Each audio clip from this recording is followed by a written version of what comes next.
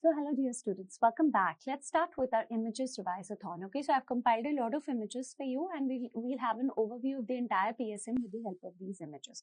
So first, some famous personalities. Who is this first one? Of course, we all know he is none other than Jon Snow. Okay, he's none other than Jon Snow. And what is he called as? Like, how is he known? So we all know Jon Snow is the father of epidemiology.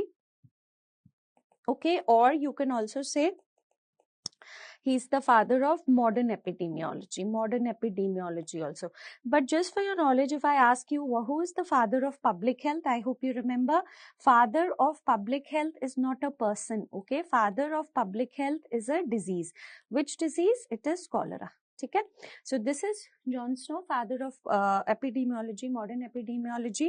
He worked on the cholera epidemic, okay, and which happened in London, and he created what were known as spot maps. You'll see the image of spot maps as we proceed. Who is this famous person? So he is none other than Louis Pasteur, okay. And what did Louis Pasteur do, everybody? So Louis Pasteur gave us two things. Number one, the germ theory of disease, okay, and Louis Pasteur also coined the term what? Coined the term vaccine. Now, the first vaccine was discovered by Edward Jenner, but he didn't coin the term vaccine. He coined the term vaccination. So, these are the two people, okay. Who is he? He is none other than Edward Jenner. Now, Edward Jenner coined the term vaccination, okay, and discovered the first vaccine. Which vaccine? Discovered the first vaccine. What was that first vaccine that Edward Jenner discovered? The smallpox vaccine. Okay, all right. Then who is this personality, famous personality? He's none other than James Lind, okay. He discovered scurvy. Now you can see, how can you remember scurvy? Curvy, okay, curly hairs. Can you see, like roll-ons? So James Lind, scurvy. Who is this person? This person we know is Robert Koch. He gave the famous Koch postulates. This, a very famous personality, Sir Joseph Bohr. Okay, and Sir Joseph Bohr formed a committee. What was the name of that committee, guys? Health Planning and Development Committee.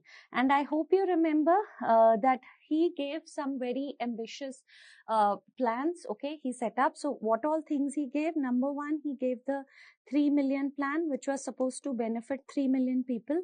And from Bohr, remember the word Bohr, he gave some boring concepts like 3 months training in PSM. Although it's a very good thing, okay, not at all boring, please. And social sciences was a very boring subject in school, history, geography. So from there, you will remember he gave the concept of social physicians. And also the last ones, now when children start going to school, they find it a little boring. So school health services, okay, school health services. All right, so that is what Sir Joseph Bohr did, okay. His committee was Health Planning and Development Committee. All right. Who is this person? So we all know he's Alexander Fleming. Some of the important people that we are doing who can maybe turn up in your exams. Okay, he discovered what? Alexander Fleming discovered penicillin. Okay. All right. Next, Hippocrates. We all take the Hippocrates oath. Yes. So Hippocrates oath we all take. All right. Okay, who is he? Yellow fever is transmitted by a particular mosquito species rather than by direct contact. Who gave this? Who told this? This was told by Walter Reed. Okay, this is expected. Maybe it can come. And look at this person, the medical doctor who received Nobel Prize for Physiology for his work on transmission of malaria. He said malaria is transmitted by Anopheles. He is none other than Sir Ronald Ross. Okay, so these are some of the famous people who can turn up in your exam. One more person I've put, look over here, English social reformer who is noted for his leadership in reforming the poor laws in England. Okay, and sanitation and public health mein he worked. His name is Sir Edwin Chadwick. Okay, all right. So these were some famous people, okay, from the history part of PSM.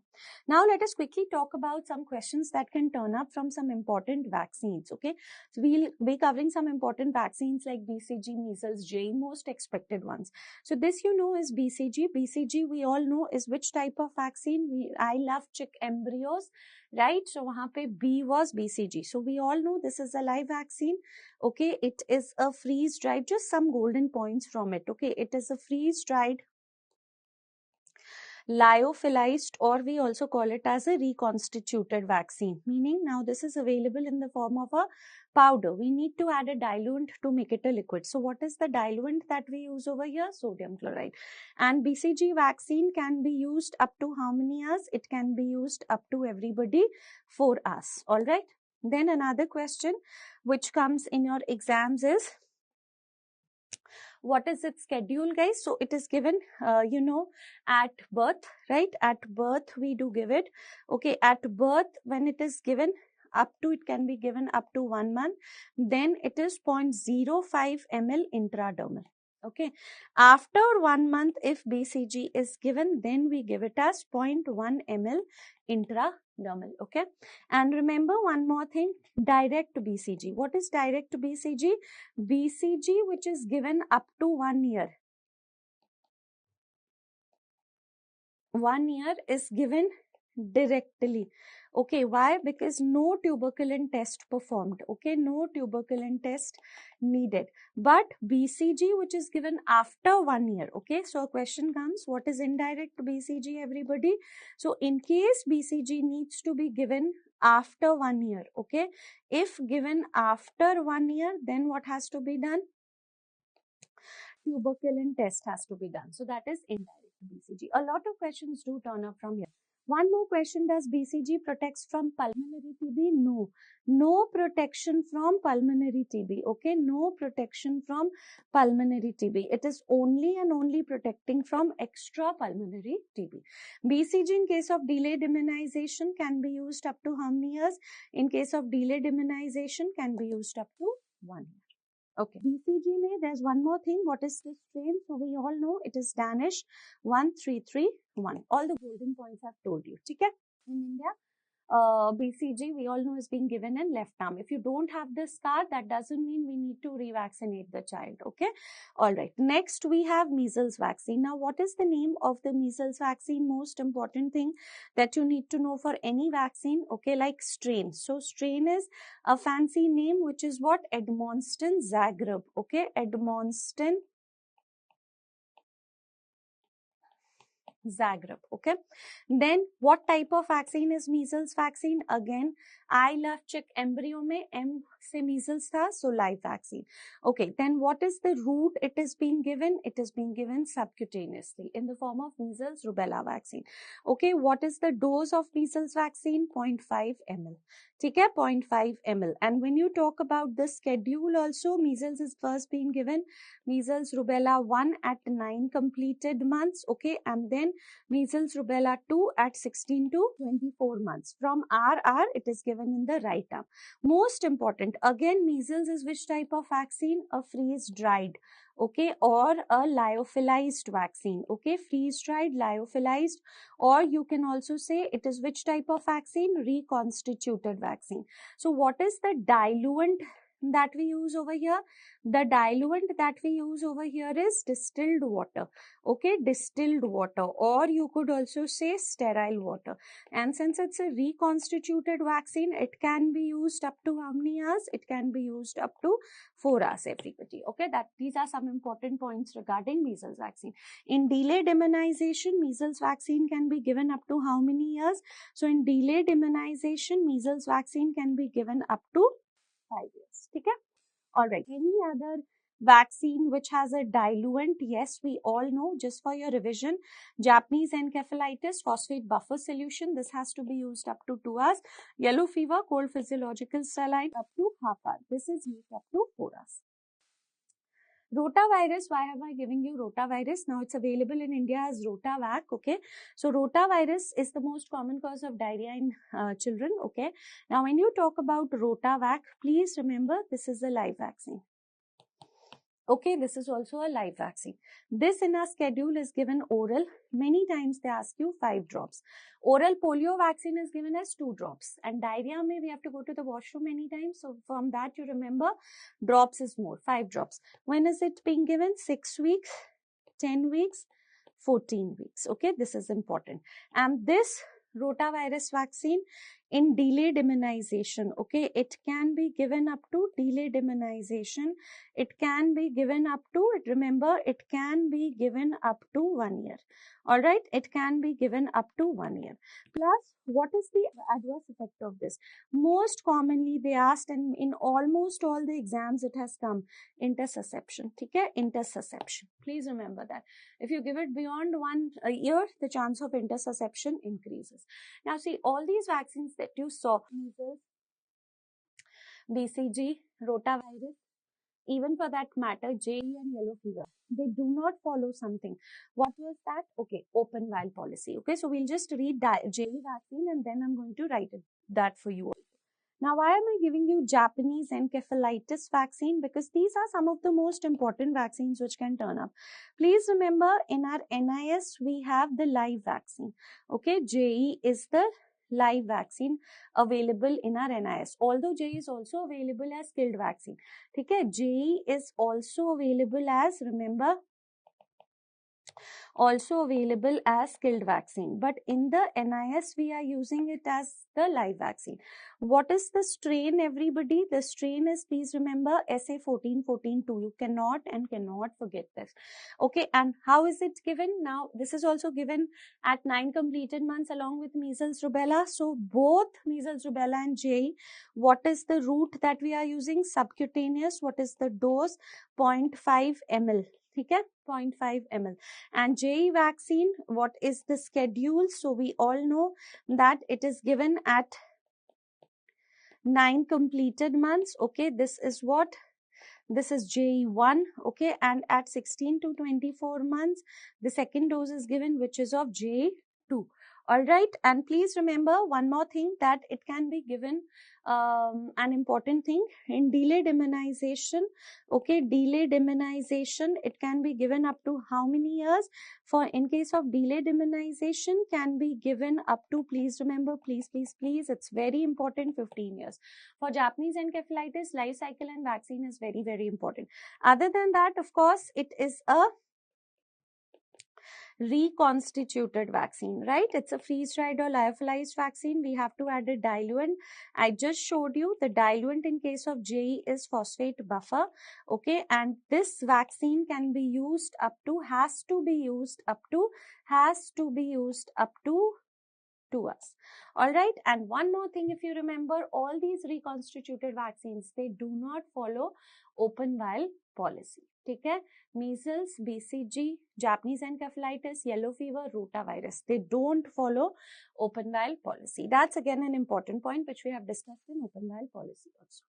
All right, so these were some important vaccines that could be asked. Now remember one thing, J is also available as skilled water vaccine. It's used in our NIS in the form of a live vaccine. Okay, next is this very important concept of switch. Okay, so whatever happened in this switch, this is already a PYQ, guys.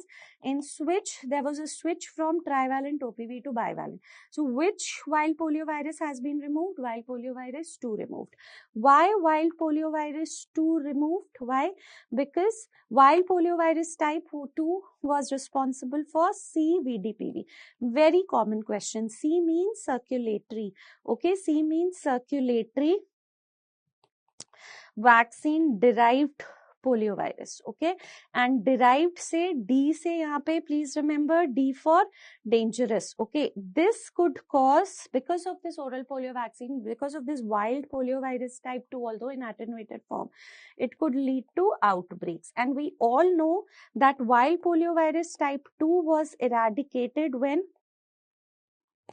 Was eradicated on September 2015 only. So WHO thought that why are we still retaining wild polio virus type 2 in the trivalent OPV? Okay, this is a live vaccine. Why are we retaining it? So it proposed removal of type 2 component. Now, although type 3 also is eradicated, but wild polio virus type 3 wild only leads to VAPP, okay, which is less dangerous. All right, this is what vaccine associated paralytic polio. Okay, vaccine associated paralytic polio. Now this of course does not circulate. Okay, this does not circulate. It is less dangerous, so it is still retained. Okay, so every country proposed a date for all this. So the switch, see, in April 2016, all right, India proposed the switch. Okay, we withdrew type 2 component. Okay, there's one day which is celebrated as National Validation Day. What is that? Please don't say India was declared free of polio. Polio India में 2014 में India was declared free of that. National Validation Day was celebrated on May 9, okay, 2016, when India was declared free of what? India was declared free of everybody trivalent OPV. Okay, in none of the healthcare centers in India trivalent OPV will be available. Okay, so the concept of switch and that is very important. Two other images which can turn up. Now look at this 0.121 ml. This, everyone, is a tuberculin syringe. I just want to stress on one point, I'll tell you. But if you see 10 to 100 units, this is what? Insulin syringe. The question that is very important is never interchange. Okay, never interchange. I mean, if we don't have an insulin syringe, can we use a tuberculin syringe? No. Okay, never interchange. Okay. Now, what route is this? Can you see what can you tell me which route application is this? So you can see this is at 90 degree. So this is intramuscular route. Okay, intramuscular route. And which vaccines in our NIS is given by the intramuscular route? I've already taught you. All the T series vaccine are intramuscular route. That means, right, starting from hepatitis B, okay, Penta, DPT, TD, all the T series vaccines are given by intramuscular route. Other than that, of course, there is one more, PCV. Okay, PCV is also given by intramuscular route. Now, all the T series vaccine occupy the left side of the leg. Okay, anterolateral aspect of the left thigh. PCV is on the right thigh. This is what? This is hub cutter. Okay, this is used to cut the syringe में needle part of it. Okay, now look at this intramuscular 90 degree. Already told you the vaccines which are given by that route, the T series. Subcutaneous में and the T series intramuscular में dose is usually 0.5 ml. Subcutaneous also 0.5 ml and subcutaneous is at angle of 45 degree. You can see over here. Okay, and please remember one thing more. See, intramuscular में it's going in the muscle layer, obviously. Okay, subcutaneous में subcutaneous and dermal में intradermal. But the angles are asked. And in subcutaneous, we have two in our NIS which are given, measles, rubella and JE. And the good part is, how can you remember? Both are given at 9 completed months. So it's like one of the best way to remember it. Okay, both vaccines in our NIS which are being given at subcutaneous route are given at 9 completed months. Measles, rubella in the right arm, Japanese encephalitis in the left arm. And when you see this intradermal route, okay, intradermal route is usually given at 10 to 15 degree angle. Intradermal is, what are the vaccines which are given? BCG intradermal, okay, 0.1 ml. Up to 1 month, however, how much was BCG? Up to 1 month, it was 0.05 ml intradermal. Okay? After 1 month, of course, it is given 0.1 ml. Because if below that you give intradermal 0.1 ml, up to 1 month, the baby skin is very vulnerable, loose. It can lead to suppurative lymphadenopathy also. Okay? And another one which is given by intradermal route is fractional IPV. Now, fractional IPV is given 0.1 ml, 1/5 of the full dose, and this is now being given in our schedule 6 weeks, 14 weeks, and there's a third dose. This is FIPV1, this is FIPV2, and the third dose is now given at 9 completed months. Okay, that is FIPV3. Okay, So this is important, what vaccines are being given how. Now, where do you discard vaccine vials? See, technically, if anybody asks you vaccine vials, okay, now this is a glass vial, okay, so they will be discarded in blue color bags, okay, blue bags, okay. But in case the question comes, okay, so vaccine vials we know are glass vials, okay, and any glass vials they go in blue bags, okay. But in case they ask you live vaccine vial, that means vaccine is present in it, okay. So any vial, yellow. If nothing is written vaccine vial, they go in blue bags. But if suppose you have an empty vaccine vial, okay, empty vial, okay, empty vaccine vial will definitely go in blue bag. But if the vial has vaccine in it, okay, has vaccine, that means it has been discarded, okay, it didn't follow the cold chain conditions, it's discarded. That in that case it becomes a biotechnology waste, then it goes into a yellow bag, okay. All right, next. What is this? We all know this is VVM, a very famous question which comes today. It will keep coming, okay? It was coming during our times also.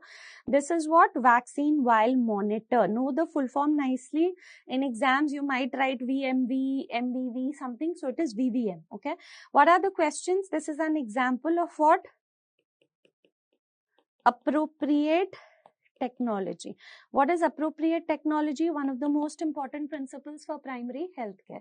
Okay, so this means that cost-effective, good quality services. Now, this is checking the loss of potency of vaccine to what? This is responsible for. It checks the loss of potency of vaccine to what? Checks the loss of potency of vaccine to heat. If the vial has been damaged due to exposure to heat, you know, cold chain temperature is +2 to +8.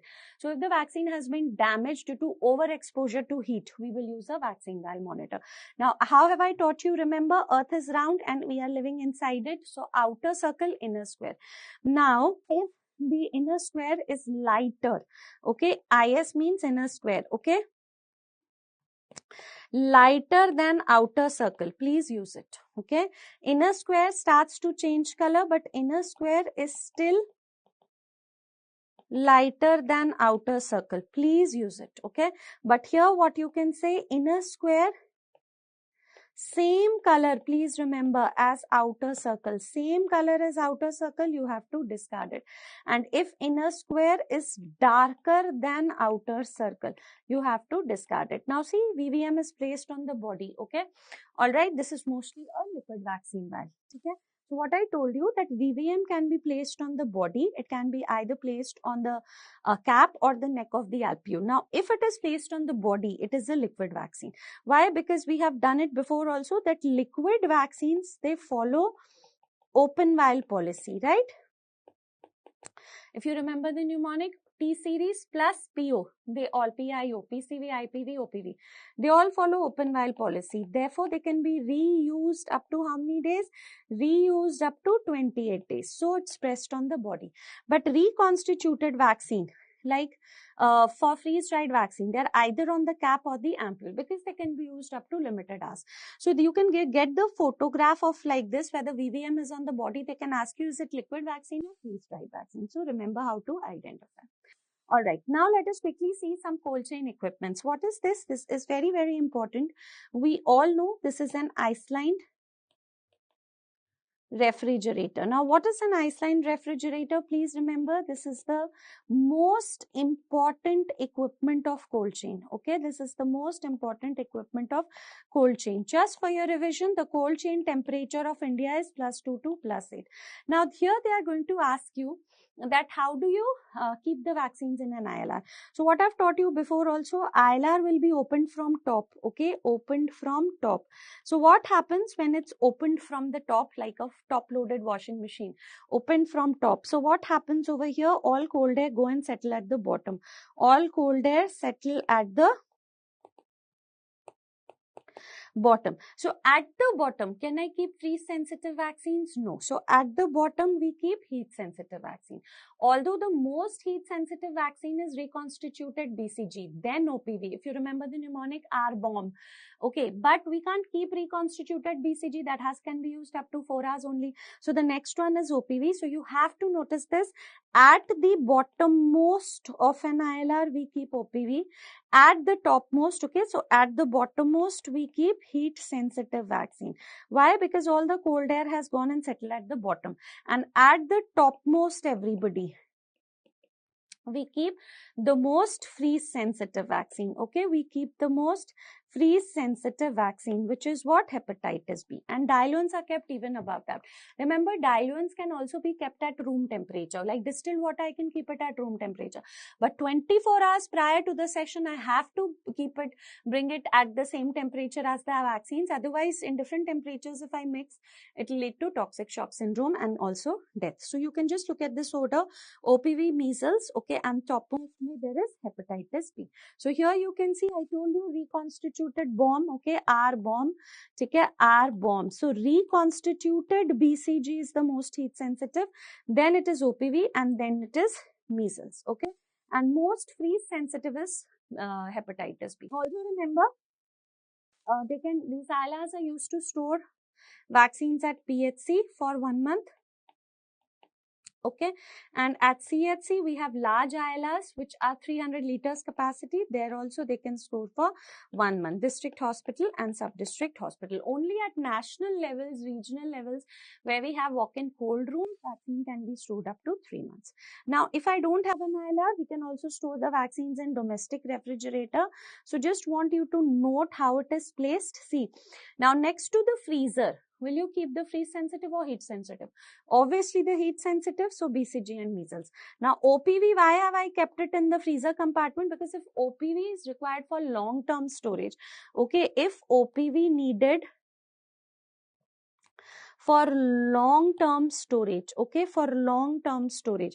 What do I mean by that? Let's say up to 3 months, okay, if OPV is needed for long-term storage, let's say up to 3 months, okay, then it can also be stored in freezer compartment.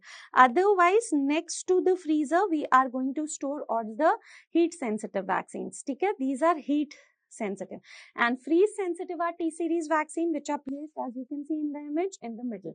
Diluent is in the lowermost shelf. Never keep anything on the door. Okay. All right. What is this? Very important, vaccine carrier, guys. Vaccine carrier is used to conduct outreach sessions, okay, like when we have to conduct sessions, let's say at sub centers, or we have to conduct at villages, we don't have an ILR there, okay, so we carry sessions, we carry the vaccines in these vaccine carriers, okay. So here, what are the questions that come? This is lined by, very important, 4 ice packs, okay. This is lined by, please remember, 4 ice packs first of all, okay. And then other than that, it can also carry, it can contain how many vaccines? It contains 16 to 20 vaccine vials. Now you can never put the vaccines directly, okay. You have to put it in a polythene bag and then put it in the vaccine carriers, okay, the vaccine carriers, and they can maintain the temperature of vaccines up to, they can maintain the temperature of vaccines up to 24 to 48 hours. Okay? So this is vaccine carrier. Now this is blue or white in color. Now if you remember, if we have a red carrier, what do you mean by that? Suppose instead of a blue or white color, I give you a red carrier, same thing. So what are we carrying in it? What is it? That was reverse cold chain. You remember reverse cold chain. In this, we are going to carry the stool samples. From whom? Stool samples from suspected AFP cases. Why? Because stool samples also can be, the temperature needed to maintain them is +2 to +8, and then they are transported to National Institute of Virology in Pune within 72 hours. So be very careful. If they give you a red color carrier, don't say it's a vaccine carrier. There we are carrying suspected stool samples from suspected AFP cases. Okay? Now, if we have to conduct even shorter sessions, okay, then we will use a day carrier. Now, as you can see, this day carrier is lined by how many ice packs? Lined by only 2 ice packs, okay, and this can carry how many vials? Like in a vaccine carrier, it was carrying 16 to 20 vials, okay, this can carry 6 to, so day carriers can carry 6 to 8 vaccine vials. Again, they can maintain temperature of the vaccines for 24 to 48 hours. Okay? Another very important image which can come in your exams are these ice packs. Okay, now these ice packs again are used in smaller sessions also. Where are these ice packs prepared, guys? These ice packs, we all know, are prepared in deep freezers. Okay, they are prepared in deep freezers. And what is the temperature of the deep freezers, everybody? The temperature is minus 15 to minus 25 degrees C. All right, that's where it is prepared. Now, can you see there's a line over here, and can you see these two holes? So, what are these two holes meant for? These two holes are meant for, always remember, keeping the vaccines. Okay, now suppose I'm carrying out an outreach session. I have used a measles vaccines. I have reconstituted it. Now I can use it only up to 4 hours. So 4 hours I can keep it here. Okay, this can maintain the temperature of vaccines up to how many hours?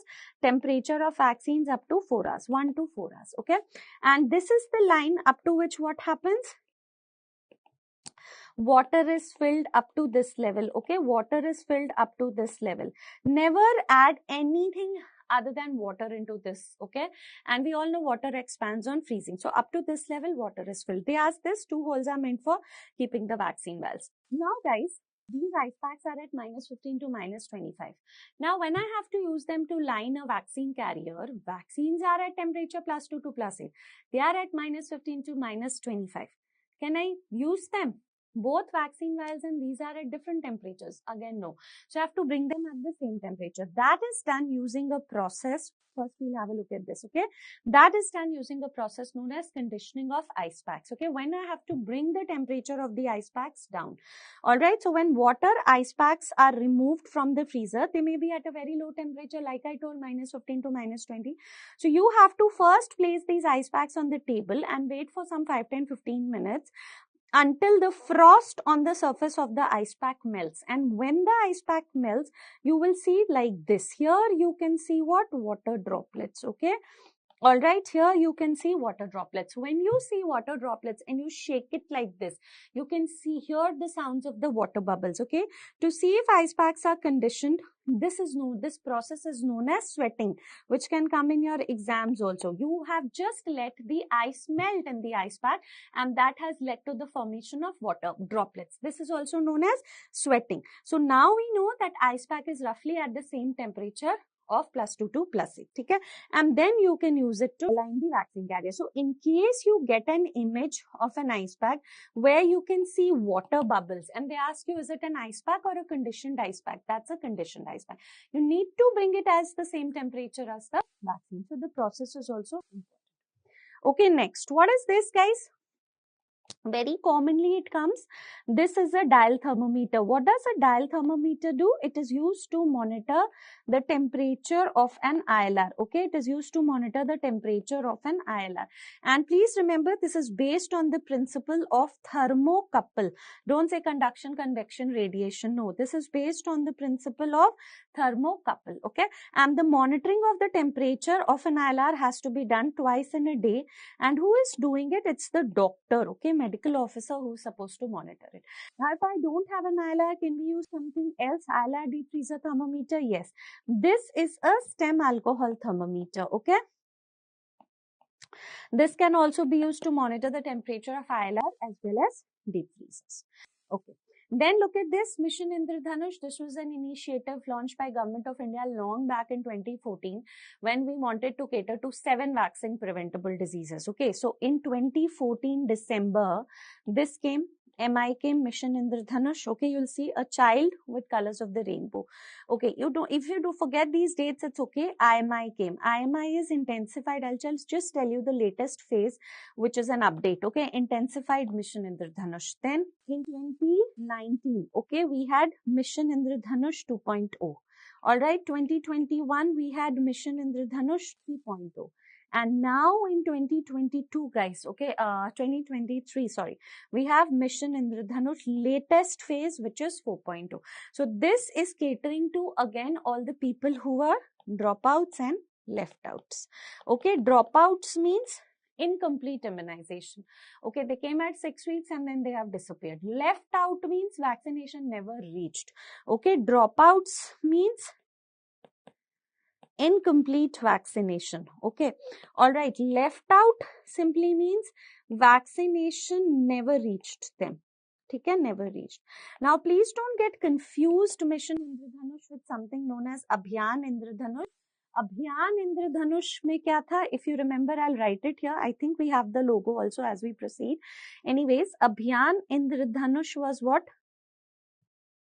In Abhiyan Indradhanush, guys, the bed sheets of ESI hospital, remember this, okay? Bed sheets of ESI hospital, okay, of ESI hospitals are changed according to what? Bed sheets in ESI hospital changed according to color of the rainbow. So usme there's a rainbow like this and the image of a hospital bed.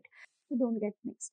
This is what even electronic vaccine intelligence network. Now basically this is an app, okay, in which every information about vaccine stock, storage, okay, all that is available. Okay, electronic vaccine intelligence network. All right. That was it about vaccines. Let us see some other things. Now, what is this logo? This is the logo for, guys, health promotion. Okay.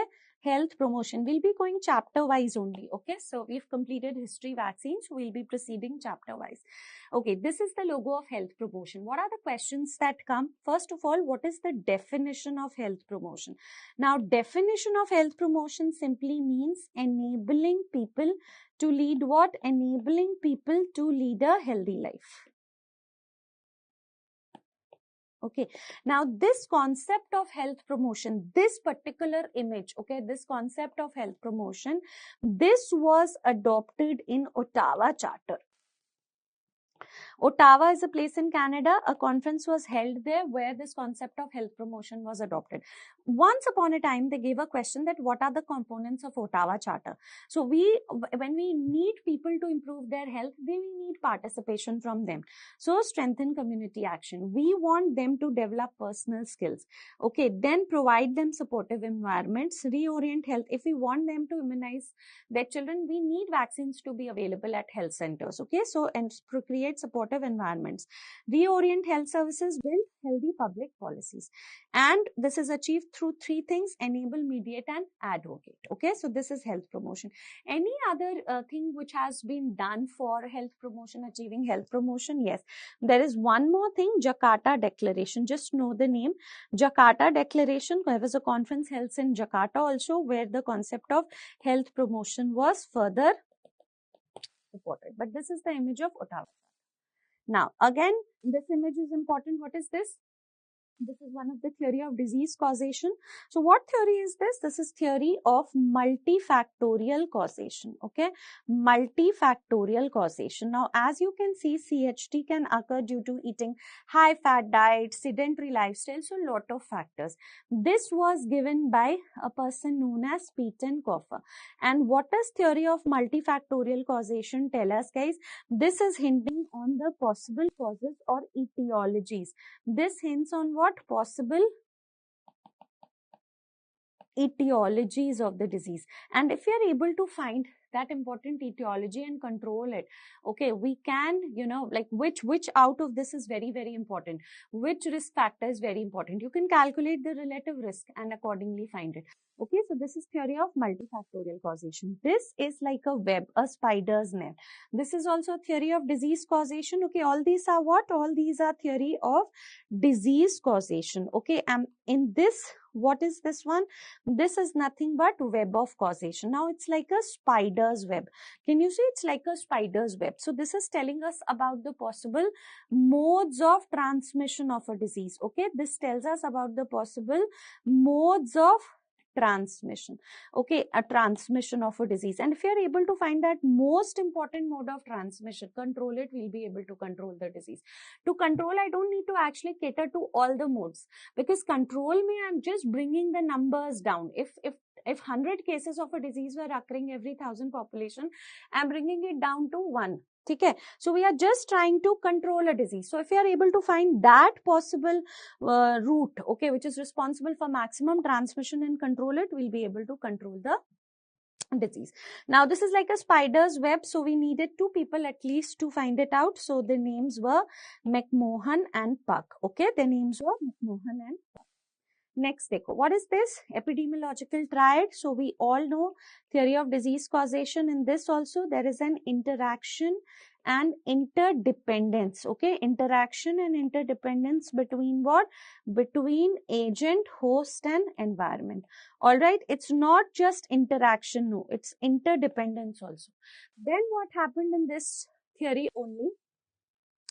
Time factor was included. Okay, so when we included time, which hints on like incubation period for communicable diseases, latent period for non-communicable diseases, this was known as what? Epidemiological triangle. Okay, and there is one more thing. Now look over here. Is it always a biological, a pathological agent responsible for a disease? No, a lot of other things. So look at this. There is one more theory, which is advanced model of triangle of epidemiology. So when we say advanced model of triangle of epidemiology, a very famous question comes that agent over here got replaced by what? This causative factor. Okay, agent got replaced by causative factor. All these theories are important. Okay, this image can definitely come. What is this image? क्या image है? This image is natural history of a disease. Okay, this image is the image of natural history of disease. Okay, what do you mean by natural history of disease? Natural history, how a disease evolves or progresses without any intervention. Okay, natural history means how a disease, everybody evolves or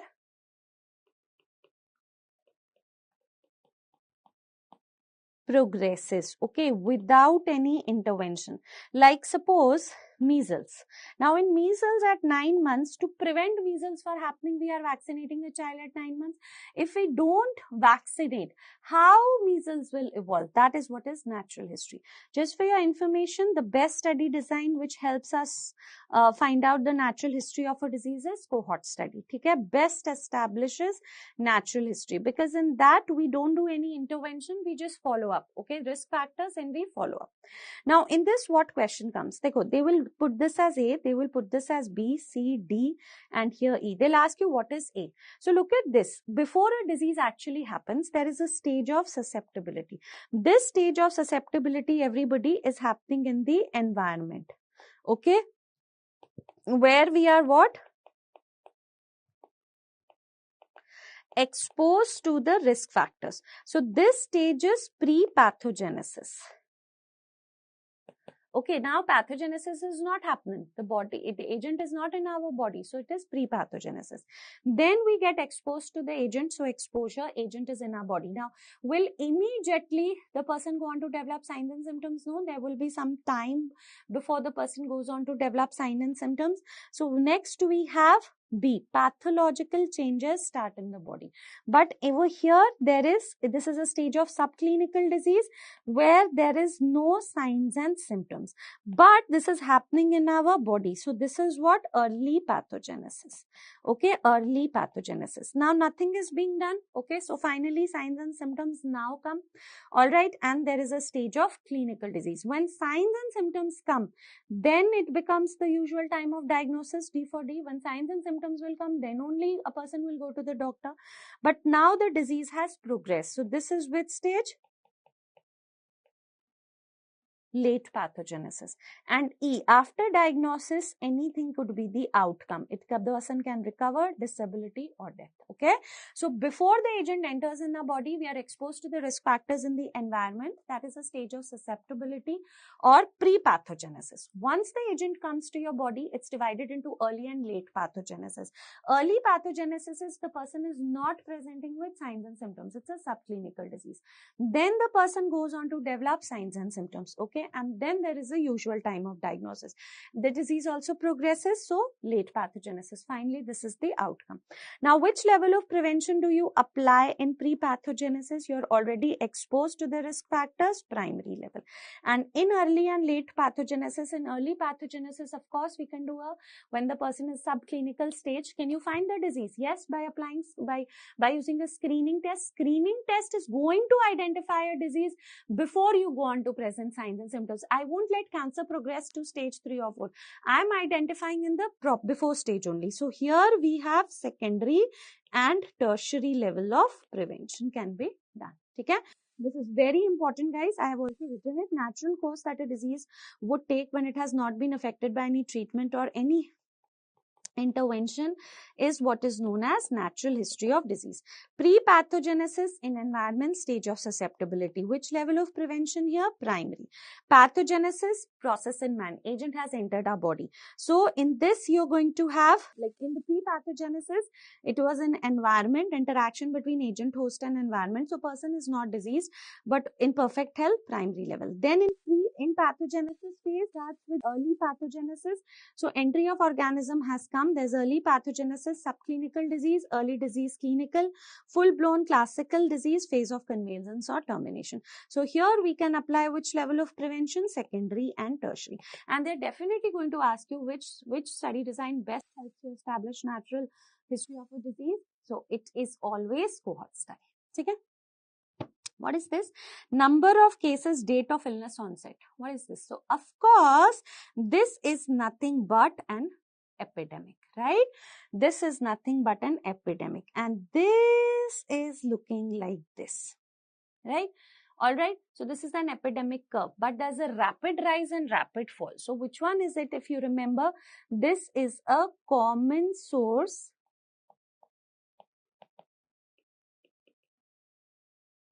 single exposure, or you could also say a point source but single exposure epidemic. It's definitely not endemic. Endemic is constant presence of disease in a population. Okay, I'll just draw one more graph. Suppose it was like this and then it was like this. So this portion is endemic and this portion is epidemic. Endemic means constant presence of disease in a population. Okay, but here it is, there's a rapid rise and rapid fall. So what is this? Whenever there is a rapid rise in cases, okay, there is a rapid fall in cases. Okay, rapid rise in cases and also there is a rapid fall in cases. Next, you can see that this one is that all cases, okay, occur within what? All cases occur within one incubation period of disease. Yes or no? Within one incubation period.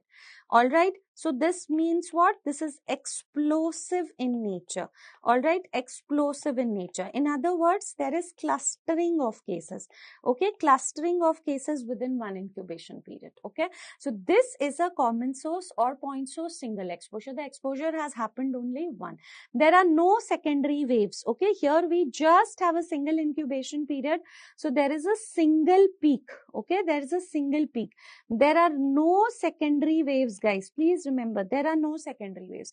What is the example? When can this happen? This can happen in instances of food poisoning.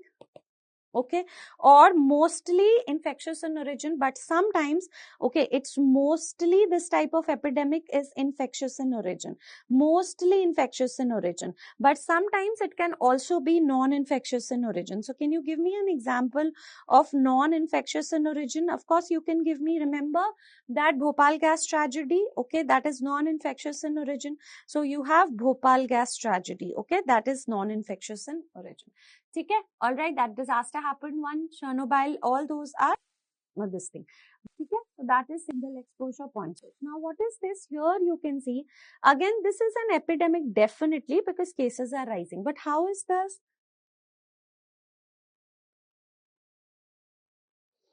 If you look at this, gradual rise, a prolonged plateau and gradual fall. So this is an example of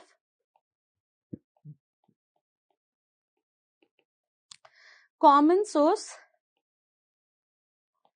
multiple exposure, or you could also say continuous exposure. The exposure is continuous. ठीक है, continuous exposure. So where can this happen? Where you are constantly exposed to the infectious agent. You are drinking water from contaminated well. Okay, drinking water from contaminated well, everybody. Or there is a commercial sex worker. ठीक है, commercial sex worker, gonorrhea outbreak due to commercial sex worker. She is a continuous source of infection and there are a lot of clients visiting her continuously. So unless we find that source, the infection will remain. Or unless she has infected all her clients and she's not having any new clients, the epidemic will not be over. Plus contaminated well. Now unless we find that source of infection, this epidemic will continue, or unless everybody in that area, residing in that area, has been infected, the epidemic will continue. So there's a gradual rise, but most important thing over here, you will see there is a prolonged plateau phase. That's how you're going to identify this epidemic. So actually, this looks like this, okay?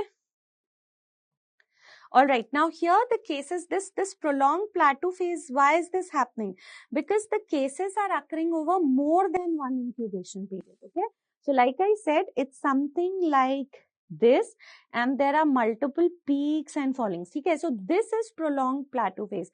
So the important thing is that cases are occurring over what? The cases are occurring over more than one incubation period of the disease. Okay, this is very important and this is known as different peaks, secondary waves. So this epidemic has multiple peaks. Okay, this epidemic has multiple peaks, or you can also say call them as secondary waves. Can you see this? Secondary waves. It's non-explosive in nature. It's not explosive because all the cases are occurring over more than one incubation period. Non-explosive in nature. All right, and unless everybody in the vicinity has been affected or we have found the source of infection, the epidemic will not be over. Okay? Next, look at this one. Now what is this? If you look over here, all right, here there is some rise, but it's not a very smooth rise. It's a bumpy rise. There are a lot of speed breakers, okay, and then something like this, and then there is a fall like this, okay. So what is this? This is nothing but a propagated epidemic, okay. What is it? A propagated epidemic. In a propagated epidemic, P से हमारे पास क्या होता है? Person to person transmission, okay, person to person transmission.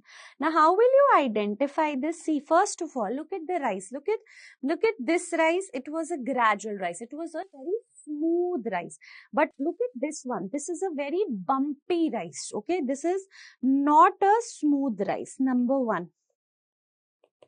Okay, not a smooth rise means how can you identify this image? It's a bumpy rise. Then look at this short plateau. Okay, this is what? Short plateau. Now look at the peak, taller peaks. All these are evidences of propagated epidemic. Plus, propagated epidemic also cases occur over multiple incubation periods. ठीक है? Cases occur over multiple or more than one incubation period of the disease. Okay, like suppose there's a person of TB. Okay, there's a person of TB. He's going to meet so many people. All right, but he's going to be able to infect only those whose immunity is poor. All right, suppose out of them infects this only. Now he is going to meet so many people. So person to person transmission. Okay, like I will tell you vector-borne disease, guys. Vector-borne disease are very good example of propagated epidemics. Then epidemics of TB or polio, hepatitis A, all these are person-to-person transmission taking the form of a propagated epidemic. Am I clear, everybody? Okay, the different types of epidemics, will you be able to mark it? I hope you remember what was the definition of epidemic. Cases occur in excess of normal expectancy. Excess of normal expectancy. Okay, what was that normal expectancy? Mean plus 2 standard deviation or more than 80% of what? More than 80% of expected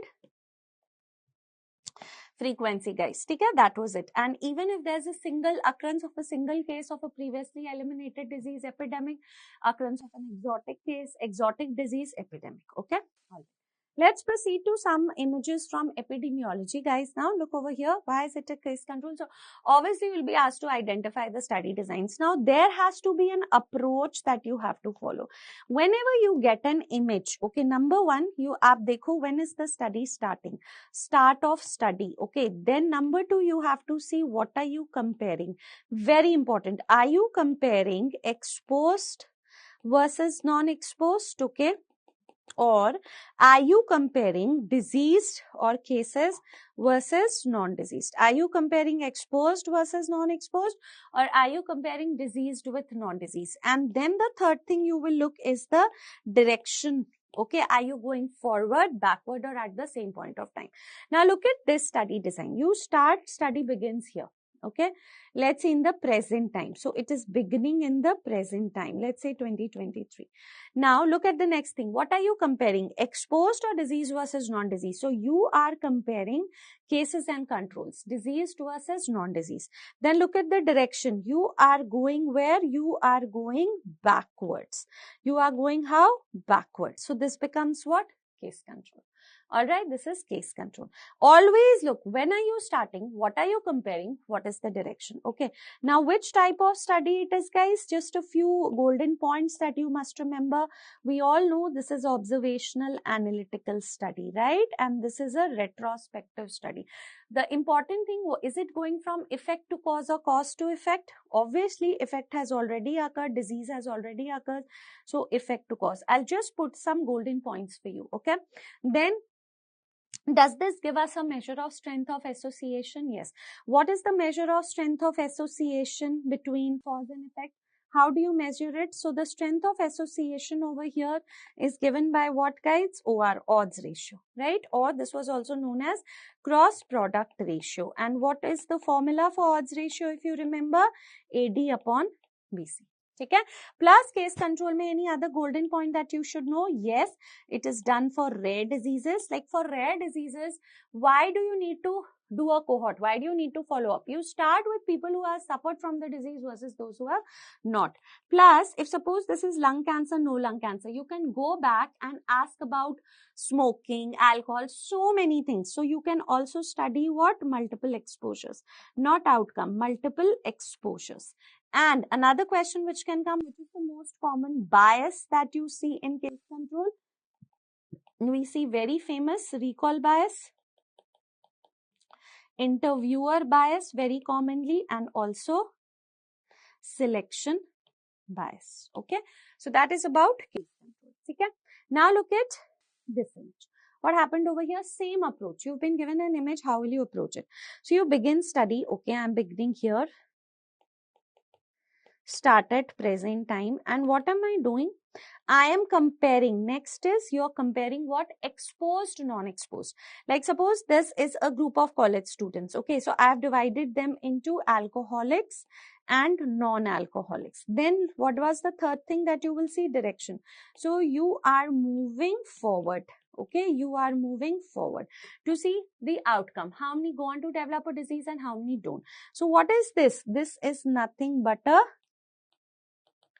prospective cohort. This is also known as what? This is also known as everybody a concurrent cohort. Okay, is it effect to cause or cause to effect? Now obviously the effect has not yet occurred, but we are proceeding from, this is also known as cause to effect. Very important. And you all know this is which type of study design, guys? Observational analytical. Okay, remember this. We are comparing what? Exposed and non-exposed. Okay. Now what is the important thing over here is that what is the advantage of this study that can come in your exam? So I'll just mention some golden point over here. The advantages of we'll just revise. Okay, advantages of prospective cohort was what was it? Number one, they help us calculate. Remember, cohort helps us calculate incidence of a study or incidence of a disease, whatever we are studying. Okay. Number two, you just did establishes natural history, also establishes temporality. Best study to establish temporality. What was temporality? That cause precedes effect, the most important Hills criteria, right? Temporality is nothing but the most important, guys, Hills criteria. Okay, cause precedes effect. Now here I've divided into alcoholics and non-alcoholics, following them up to for cardiovascular disease or lung cancer. So I can say that drinking alcohol has led to CVD, right? So this is also known as a follow-up study. Please remember follow-up study. Okay? So it establishes temporality. Third, we can go on to study multiple outcomes, right? Instead of just CVD, I can study any cancer, anything that I want. Okay, so these are some of the most important advantages of a prospective cohort. But of course, the disadvantage of a prospective cohort was what? It was time taking. Okay, it is time taking, it is expensive, and we need a large sample size. Always remember, large sample size. For a case control, we can do with up to 30 cases also. Okay, and for one case, I'll just put this one point over here. For one case, we can take max 4 controls. Okay, this comes in your exams. Otherwise, 1:1 is sufficient. Okay, so here we have a large sample size also. Then you all know what can occur. Hawthorne bias. Hawthorne bias is the participants will modify their behavior. Okay, when somebody knows that he or she is being observed, and if they smoke, they can quit smoking. And attrition bias. Attrition bias was what? Attrition bias was nothing but we started with 500 people. Some of them left my study in between. So that is loss to follow. Okay, but still it is helping us calculate incidence, temporality, as well as study multiple outcomes. We are moving forward in time. So now, what happened to do away with the effect of these problems, but still calculate incidence? We designed what was known as a retrospective cohort. So just look over here. Always in a cohort, guys, we have to compare exposed and non-exposed. ठीक है, आप क्या compare करोगे? Exposed and non-exposed. Always in a cohort, what are we comparing? Exposed and non-exposed. Whether it's a prospective cohort or a retrospective cohort, we are always comparing exposed and non-exposed. But in a retrospective cohort, we are not starting here and not following them up. We are starting in the present time only, 2023 in present time. But I am not going to go forward. What do? I am first going to go backwards. Okay, I have found use historical data. Okay, we are going to use what? Historical data. Let's say an old college register. Based on that, we have divided the college students. I found a college register of 2010. Okay, what have I found? College register of 2010. Based on that, I have divided them into alcoholics and non-alcoholics. And then what do? I have again, look at the arrow, it's again coming forward. So at the present time, I've then again come forward and determine the outcome. Outcome might have already occurred, but I determine, as a researcher, determine the outcome at the time the study begins. Okay, as a researcher, we determine the outcome at the time the study begins. Very, very important. Okay, now some of you might ask me, ma'am, how is it different from case control? Ek baar image dekh lo. Look at case control. In case control, you were comparing cases and controls. You are starting at present time, no doubt. You're not going forward, you're going backward. But what are you comparing? Already the people who are diseased and non-diseased. But here, what do you do in retrospective cohort? You start at the present time, but you go back and you are comparing what? Exposed and non-exposed. So in a cohort, we always compare exposed and non-exposed. If you move forward, it's prospective cohort. If we move backward and compare exposed, non-exposed, it's retrospective cohort. So here, we were able to save time, we were able to save money, prevent Hawthorne bias as well as attrition bias. So one point you have to remember, guys, retrospective cohort, okay, is always better than prospective cohort, okay, in establishing causality. Okay, it saves time, money. At the same time, it's a calculating incidence, studying multiple outcomes, whatever you want. Okay? In case control, outcome has occurred and you are starting with the outcome. In retrospective cohort, outcome might have occurred, but you as a researcher determine the outcome at the time the study begins. Okay, so this is very important point. And one more question that can come from cohort, you all know strength of association in a cohort study. We will just write the names. Okay, we know it is number one, Relative risk. Relative risk is also known as what? Risk ratio, guys. Yes. And what was it? Formula was, since we calculate incidence, so incidence among exposed divided by incidence among whom? Incidence among non-exposed. And one question that definitely turns up the possible values of relative risk. So relative risk can take up a value more than one. If it is, it means a positive association, okay, or it also means what? It is a risk factor. A relative risk, if it comes out to be equal to 1 means no association, okay, and if it comes out to be less than 1, that means it is a protective factor. Same also for odds ratio, okay, or it is an inverse association. Then here there is one more thing that we calculate, attributable risk, which was incidence exposed minus incidence non-exposed divided by incidence exposed. How much of certain disease is attributed to a particular cause, okay? And we also calculate one population attributable risk, which was incidence in total population minus incidence non-exposed divided by incidence among total population. Okay, if a particular risk factor is modified or eliminated, how much would be the annual reduction of that particular disease? Okay, so that is very important for policymakers. All right, next look over here, which type of study is there? You are starting in 2023. You went back retrospective. What did you compare? Exposed, non-exposed. Then you again came forward to the present time, determined skin rash incidence. So since incidence is calculated from cohort only, then again, those who developed skin rash and those who did not develop skin rash, you divided them into two groups and followed them into future to see the cancer. So both retrospective and prospective part is combined. This is known as a mixed cohort. Okay, what is this? A mixed cohort, or you can also call it as ambispective cohort. Okay, both retrospective and prospective part is combined over here. Okay, so that is an ambispective. All right. What is this? Now, this study design actually is, if I draw a line, if somebody asks you, what is this?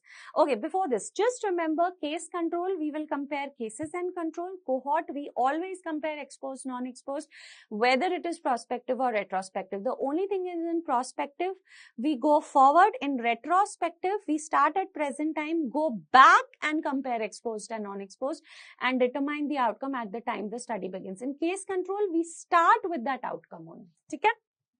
All right. What is this? Now, this is an image of, please remember, ecological study design. Actually, this image is representing the, ye actually kya hai? This you will see in biostat abhi. This is a scatter diagram. This is actually a scatter diagram. Okay. Now, for ecological study design, a few points that you have to know. Number one, of course, is the type of study. So, we all know this is an observational analytical study. Now, over here, just look at this graph. There's an x-axis and there's a y-axis. Scatter diagram represents correlation. So, what is happening over here? You can see there are different countries, USA, New Zealand, Norway and all this. So a very important question which comes is unit of study in a ecological study design is a population. All studies have individual as unit of study. Here it is a population. Okay, therefore ecological study design is also known as a population study, or you can also call it as a geographical study. Since you are using a scatter diagram, correlational study. We can also call it as an aggregate study. And now if you look over here, all those countries which have higher per capita daily meat consumption are reporting higher colon cancer incidence. Okay, that is what it is. All right, all the countries which have higher per capita daily meat consumption report higher colon cancer. Of course, this is a positive correlation. Okay, but the problem with ecological study is the concept of ecological fallacy. What was it? That all those people who actually suffer from colon cancer might not eat daily meat, right? Because here we have used the findings of a population on an individual, which might not be true. Okay, so that is the problem with ecological study. But always remember, in ecological study, we are neither moving forward nor backward. So remember, it is done at same point of time. Okay, same point of time means we determine exposure and outcome. Okay, exposure and outcome both are determined when? Both are determined at same point of time. Using which data, guys? We are not using primary data here. We are using secondary data, already collected data. This is very important for nutritional surveys also. Okay? And unit of study is population. The problem is ecological fallacy, which we have already told you, generalizing the result of population to an individual, which they might not actually have as individuals. Then look at this study. What is this? This is a cross-sectional study. Why? Because here we are neither moving forward nor backward. Okay, हम एक ही जगह रुके हैं. We have stopped at the same time. So cross-sectional study, guys, again, this is a type of which study design? It is a type of everybody observational analytical study. And what do we do over here? Okay, look what you're looking at. You're looking at exposures also and outcome also at the same time. Okay, so what we are doing, we determine exposure and outcome. Okay, exposure and outcome everybody at the same point of time. Okay, we determine exposure and outcome at the same point of time. You can see there is no arrow. We are neither moving forward nor backward. Wahin pe we are stopped. Okay, but in this we always use primary data. All right, as a researcher, I am going to collect the data. I am not going to rely on any already collected data. Okay, some other points, cross-sectional study designs helps us to calculate prevalence. So it is also known as prevalence study, right? Helps to calculate prevalence of a disease or even prevalence of exposures it can calculate. Okay?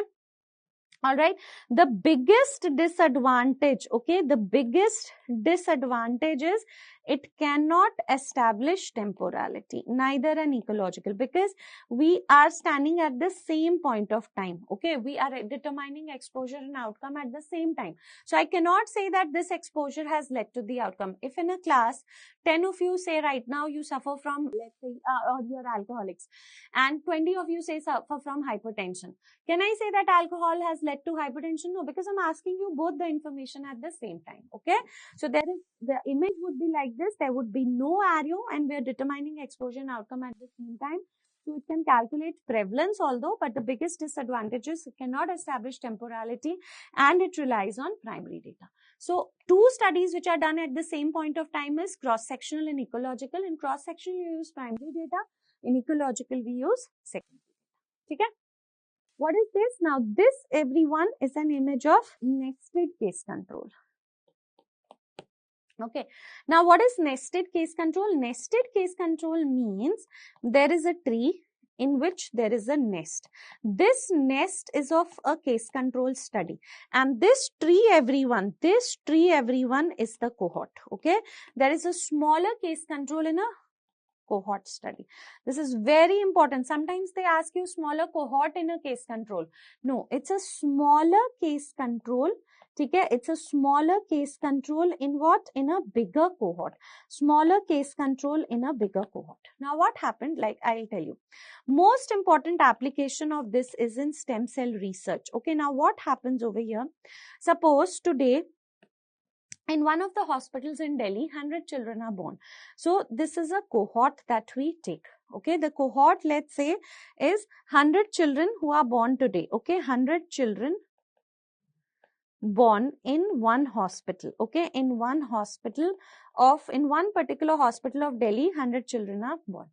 So we take their initial data, okay, like we take the mother's antenatal histories, serum sample, urine sample, other specimens.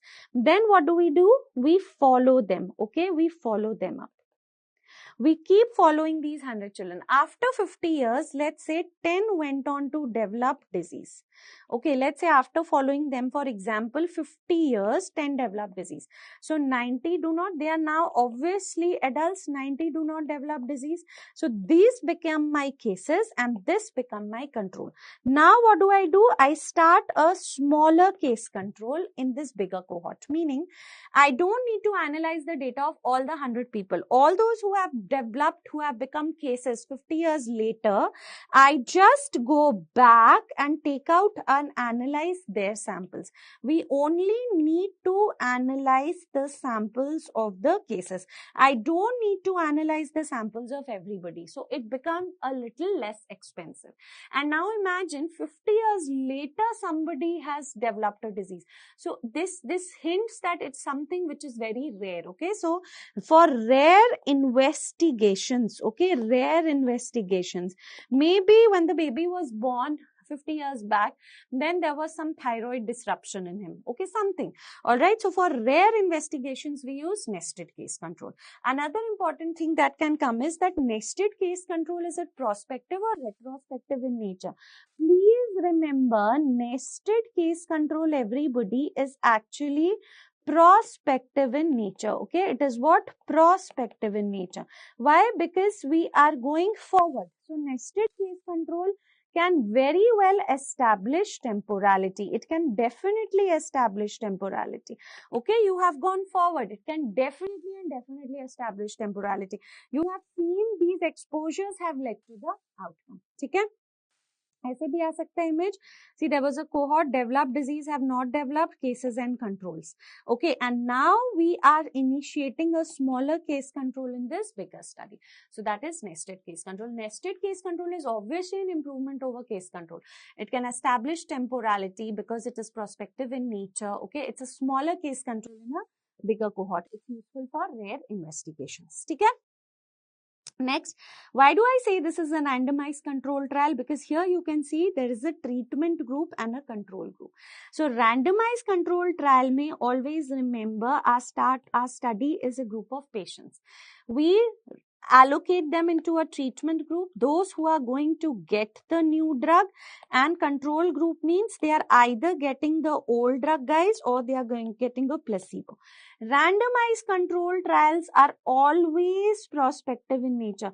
You cannot show the effect of a drug by going backward. You have to go forward only, right? And so it is always prospective in nature, and we do a follow-up, and then we of course do an analysis, whether it improved survival or not, decreased death or not, all those things. But here, what are the questions that come? Now, randomized control trial is which phase of clinical trial?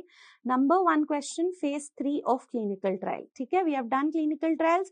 It's phase 3 of clinical trials. Another thing which is asked is, what is the meaning of random, guys? So meaning of random in randomization, just for your quick revision. Okay, what is the meaning of random in randomization? Because technically random means something which is very haphazard, indisciplined. But here random means every participant, okay, every participant gets what? Gets an equal and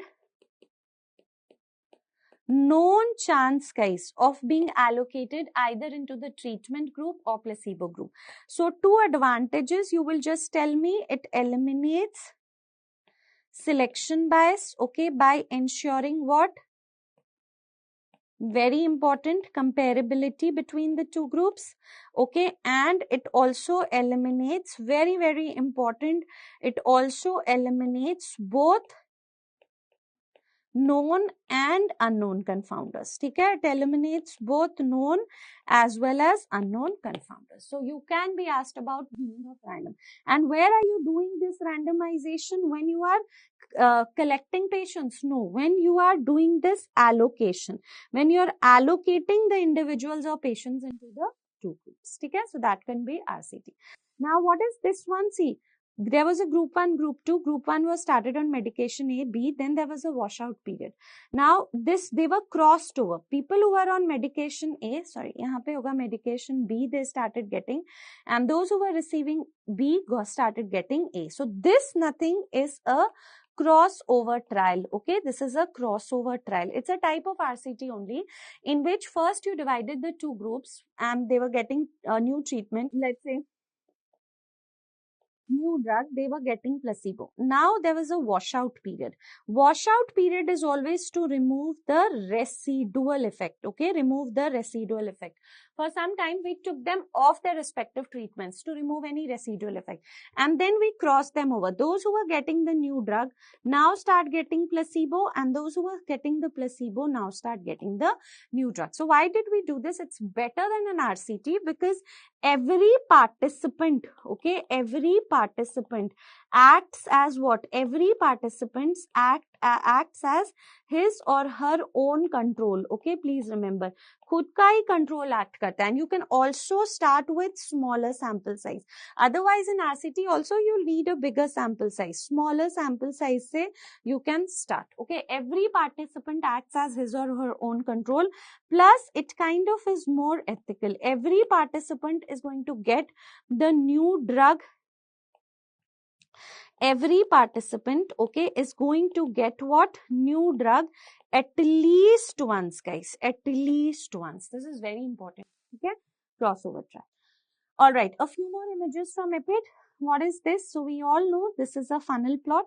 This funnel plot is drawn in a systematic review. Both systematic review and meta-analysis. And what does a funnel plot check for, guys? A funnel plot checks for nothing but publication bias. Now, is publication bias present over here? See, these are individual studies. If the dots are scattered, okay, no publication bias. But if the dots are clustered at one end, okay, if the dots are clustered at one end, then of course publication bias is present. Okay, of course publication bias is present. All right, but here there is no bias because the dots are uniformly scattered on either side. Remember that funnel plot is being drawn for both systematic review and meta-analysis. Okay? Very famous question these days. This is what a forest plot, particularly with next coming up, this becomes very important. This is what forest plot, or we also call it as a blobogram. Can you see this? Now, where do you draw a forest plot, guys? This is drawn only, constructed only for a meta-analysis. We all know meta-analysis is the gold standard for evidence-based medicine, right? So this is drawn only and only for a meta-analysis. Now there is a diamond over here. This represents the overall effect size or the pooled value. What do I mean by this? I'll tell you in very brief. Suppose in this study, we were trying to study the association of various risk factors on breast cancer. So we did a study in 1991. We took a study of Smith et al. Where, let's say, example, he studied age effect on breast cancer. In Jones et al. Studied smoking effect on breast cancer.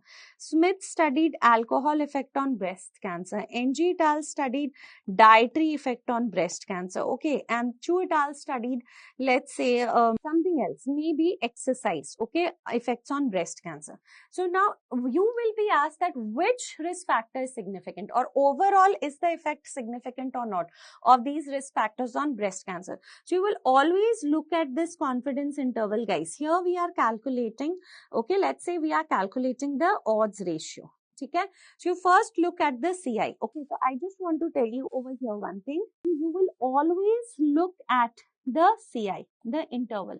All right, then you will see two things. Does the interval include one? Okay, does not include one. Does not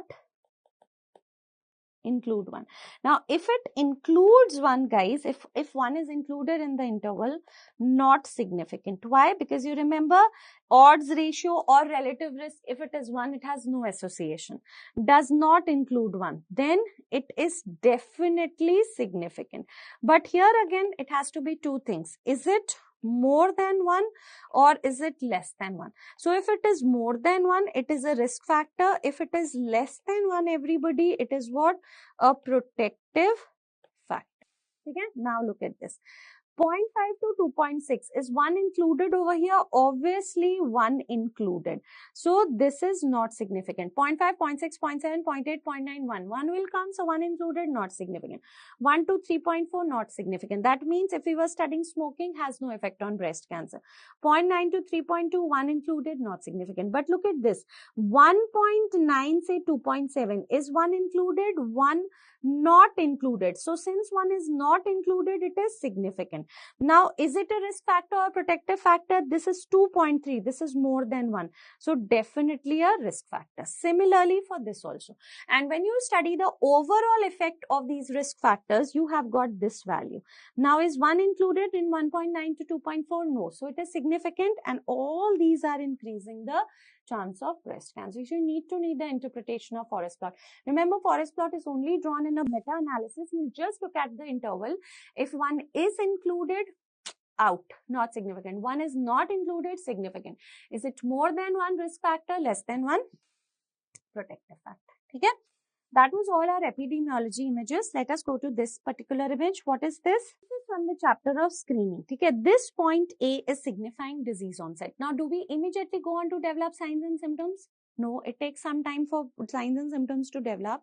So, what is point B? Point B, everybody, is the first possible point of detection. Okay, first possible point of diagnosis, you can say. First possible point of diagnosis. What is happening over here? There is no signs and symptoms. So the question arises, can we identify a disease when there is no signs and symptoms? Obviously, you can do it, right? How? We'll see that by applying a screening test. Okay? What is X? X is the critical point of diagnosis. If you want to get the advantage of screening, please apply it by at point X. What is Y? This Y is usual time of diagnosis. Usual time of diagnosis का मतलब क्या होता है? What does it mean? That the person now presents with signs and symptoms, everybody. ठीक है? So now, technically, after point Y only the person would have gone to a doctor, right? When he presents with signs and symptoms, ठीक है? Z is the outcome. Now, instead, we would have applied a test at point Y. Instead of applying a test at point Y, if I had applied the test at point B, which is the first possible point of diagnosis, I would be leading in the early detection of the disease by interval B to Y. B to Y, everybody is asked in exam. This is lead time. Okay. So, ideally, a test कब apply होता है? When do you apply a test? When I have signs and symptoms, okay, a diagnostic test. But instead of applying a test when I have signs and symptoms, if I applied it before signs and symptoms, okay, then I am leading in the early detection of the disease by this interval, which is lead time. So we can prolong survival of a patient, cure the patient and prolong survival. And B to X, everybody, is screening time. This is an important part. They'll ask you what is B, X, Y and all of that. Okay. All right. Next, look at this image. This is the difference between precision and accuracy. See, when you apply a screening test, okay, it needs to be accurate as well as precise. So, accurate means validity. What is the meaning of it? Ability of a screening test to do what? Ability of a screening test, everybody, to differentiate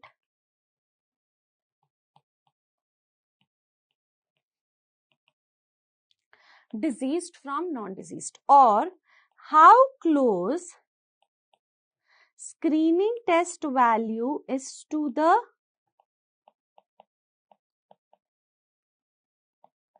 gold standard value. What do I mean by this? If a gold standard test tells the person is diseased, then did my screening test also tell that yes, the person was diseased? So how close it is? Okay. And there is another term, precision. We all know what is precision. Precision means reliability of a test, reproducibility of a test. ठीक है? All right, that the findings are replicable, consistency. Now see, in the first image, always remember this central point is the gold standard point. Okay, this is the gold standard value. Now in the first image, when I applied a screening test, every time I got the same result. But it is very far away from the gold standard value. So it was precise, repeatability was there, but it was not accurate.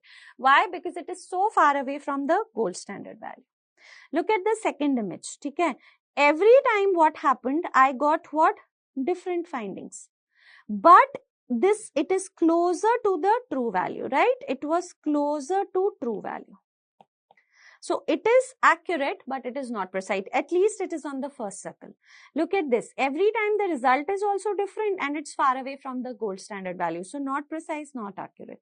But now here it is at the central point and every time I'm getting the same finding. So both precise and accurate. So which is the situation which is desired for a screening test? It should be both precise and accurate. Okay. Like suppose a senior resident is commenting on anemia by examining the conjunctiva. Is this method reliable? Yes. Why? Because she's been trained to examine the conjunctiva and report anemia. So every time she'll get the same finding. But is it method valid? Is it accurate? Best method to diagnose anemia is hemoglobin estimation. Okay, so this will not give me result closer to the gold standard. Okay, so it lacks validity. Okay? You must know what is happening over here. So we all know that this is PAP test. Okay, this is a screening test for cervical cancer. Just wanted to show you over here. Okay, maybe this image can turn up. Okay, please remember at PHCs, guys, we believe in doing visual inspection with acetic acid as a screening test. CHC onwards we do for pap smear, and now liquid based cervical cytology is also being used. What is this now? This is nothing but an ROC curve. Okay, what is it? ROC curve. What is ROC curve? Receiver operator curve. Only I am trying to tell you this when we have to decide the cutoffs. Okay, or like suppose for a screening test there are two cutoffs. Which one is better? Or for a disease there are two screening tests. Which is better? So we plot a receiver operating curve. On the x-axis and on the y-axis, what is plotted is very important. Here you have true positive or sensitivity. Here you have false positive rate or 1 minus specificity. Now see, there are different cutoffs. There is one green color, blue color, red color. So which is best? Now if you draw a line over here, it is more than 0.9 maximum sensitivity and less false positives. Okay, for blue color it is around 0.8, for red color it is around 0.6. So we all know most useful property of a screening test is sensitivity. So whichever cutoff I am going to take has to have the maximum sensitivity, should have more. So green color is the best. One more reason, that because it has the maximum sensitivity and the area under the curve. Okay, that also you have to see. Area under the curve is given by something known as, you just know the name, Uden's index. Okay, area under the curve is maximum for green color. Okay, so that is the best. Okay, you can just drop a perpendicular also. Any test or any cutoff which has maximum sensitivity automatically becomes the best. So all you need to revise from this image is what is labeled at x-axis and what is labeled at y-axis. Okay, so at least for any cutoff to be good, okay, 0.6 is like the value that area under the curve should have. This they will ask you as image. This is nothing but Kaplan-Meier survival graph. Okay, Kaplan-Meier survival graph. Okay, this tells us about survival. Okay, this tells us about survival time. Now, see, if we don't use a screening test, the person is surviving till here, green color line. Use it, the person is surviving 35 years. Okay, so this is Kaplan-Meier survival analysis.